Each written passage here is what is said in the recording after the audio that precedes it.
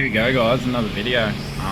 Don't know how this is going to work. I don't know where the camera is filming from, so I don't know where to look. But I just come to a realization that there's like a whole generation that's now on the tools that never experienced what dual batteries used to be like before smart solenoids and 200 amp hour bloody lithium batteries that you can fit inside your quarter guard with a whole little setup showing you all the ins and outs and everything like that. Well, back in the day, we used to get a big starter motor solenoid and run that straight clean off the oil pressure by taking your oil pressure switch out, putting in a bloody thing about this long, an adapter that had a hole in the end, in one end, and then a hole in the one side, and you'll put in a hob switch, and so you'll put your original oil pressure switch back in the end, and then you put the hob switch into the side, and this was normally opened or normally closed hob switch. So basically what you want it to do is connect the earth to your relay at the time that you get oil pressure in the motor. So you get your hob switch on the bloody oil pressure switch, so that when you get oil pressure, boom, you've got earth to your relay. You put ignition to your relay, so when you turn the ignition on, you get power to the relay, and then once the oil pressure comes up, you get earth to the relay, and so then you can pass your positive power through the relay up to the solenoid, and then you earth your solenoid normally to the bolt that it's mounted on, and go a big Bossman fuse, like 100 amp fuse in it, off the battery terminal. Originally, before Bossman fuses come out, you used to have to piss around fusible links and big bloody push-on terminals so you could actually get a fuse for it. A lot of people just run the cable straight off the battery to the bloody solenoid. But the place I worked at was pretty fancy. We had Bossman fuses, and essentially they would go up to like 250 amps, and it was just like a piece of aluminium that went across the two bolts. And so you would run your cable to the big solenoid, and then from the big solenoid to your auxiliary battery. But the auxiliary battery wasn't in the back, in the guards. We didn't have AGM batteries or any of that. We had normal lead acid. A deep cycle battery was a fillable lead acid battery that when it's charging vents hydrogen gas, so you couldn't mount batteries in the cab of the car.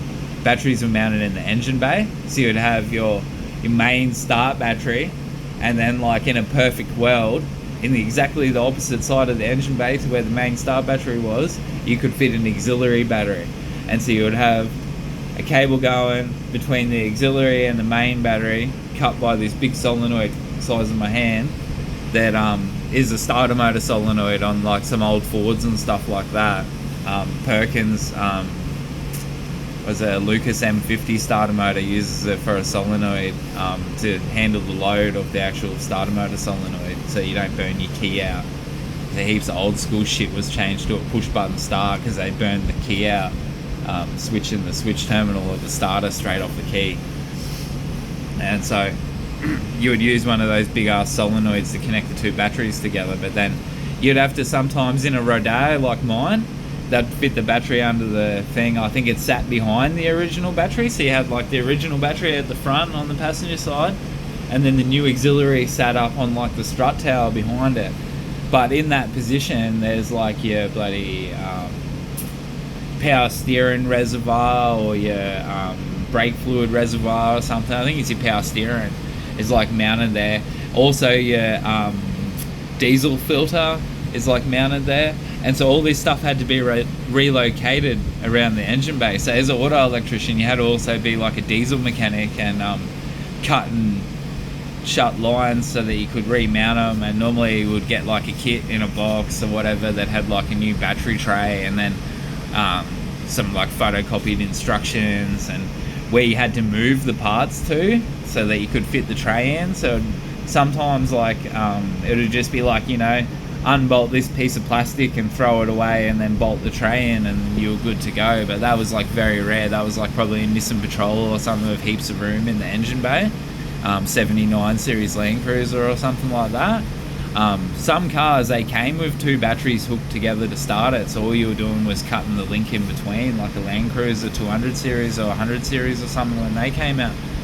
But most of the time you had to like move heaps of shit. I remember we did like lots of rodeos like my one where you had to move the power steering reservoir and all this stuff to do with the diesel and shit. So then you needed to be a mechanic as well, just to move the parts around and cut the pipes and, you know, and let the diesel out and then prime it all back up again. It was really fun time back in the day, because these days they got like a smart solenoid. It just measures the voltage of the battery, so the car starts up, the battery's at 12.6, you start the car up, it charges up. Once it gets to 13.8, connects the 2 batteries together, it charges. You're going to charge up to 14.4 off your alternator, and then it's going to be regulating. But once you turn the key off, your main battery comes down to 12.6, so both batteries will level out at 12.6. At 12.8, I'm pretty sure it is, it disconnects from the front to the back, and so then your back battery, you're consuming off your auxiliary battery, but it's not affecting your start battery. So in the morning you boom, come and start your car.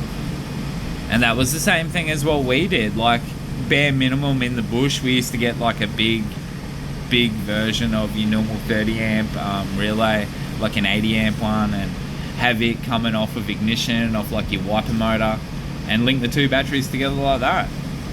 And used to tell the guys, you know, don't sit there for a long time with your ignition on, because it's going to drain across the 2. And it depends on the customer's budget. So like these days, lots of cheap parts and stuff, and guys put up a photo of their work, and someone goes, oh, you use this brand, you could have used that or whatever. And we don't get to do that, only if we were doing a build for ourselves or whatever. And then, you know, the times when you do a build for yourself, that's when you use the best of the best. Like, I spent about $3,000 on the Caravan's electrics, and all of that stuff's like cost price. So like, if you did that, it would cost you 60% more than what it cost me, because that's how it works. Everything, I'm buying it at cost price, where you're buying it at retail price.